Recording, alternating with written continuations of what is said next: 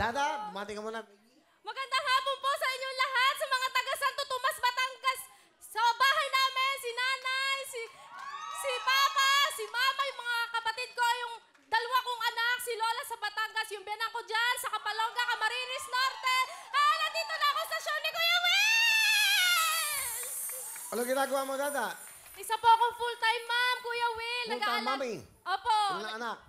Dalawa po, isa pong 7 years old at isa pong 2 years old. Alright. Ang trabaho ng asawa mo? Isa po siyang warehouse man sa construction company. Kasama mo, pakilala mo na.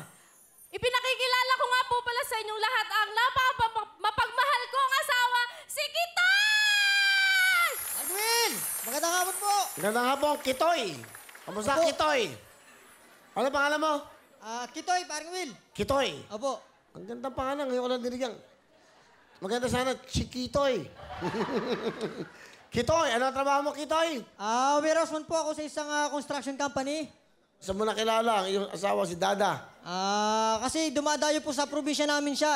Magaling pong kumanta, kaya medyo na hulog ang loob ko. At Naks, medyo lang, ha? Medyo. Sige, ano gusto mo sabihin kay Dada? Mahal na mahal kita, alam mo yan. At gagawin ko lahat para sa ating pamilya. Andito lang ako lagi sa likod mo. Huwag kang mag-alala.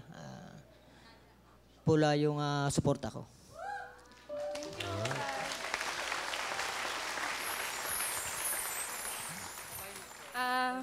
Kitoy, una sa lahat gusto kong magpasalamat dahil tinanggap mo kung ano ako nung nakilala mo ako. Kahit meron akong anak sa una, 2 palad mo ako tinanggap para maging kaparte ng puso mo. At hayaan mo, bilang kapalit sa kabutihang pinapakita mo sa akin, mamahalin kita hanggang sa pagtanda natin dalawa.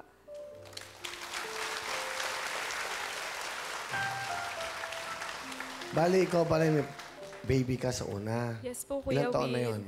7 years old na po siya ngayon. And then, kumbaga, si Kitoy, alam niya may anak ka. Opo. Sinabi ko naman po sa kanya, Will, una pa lang na ganito yung sitwasyon ko. Meron akong anak. Ano mo, seryoso ka ba sa akin? Sinabi naman po niya na seryoso naman po siya. Kaya binuksan ko po ulit yung puso ko para sa kanya. Galing naman. Bakit?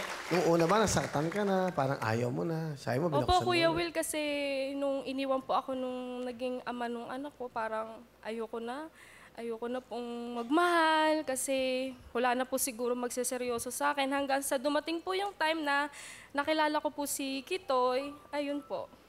Nagkaibigan na rin po kaming dalawa. Okay, Toy.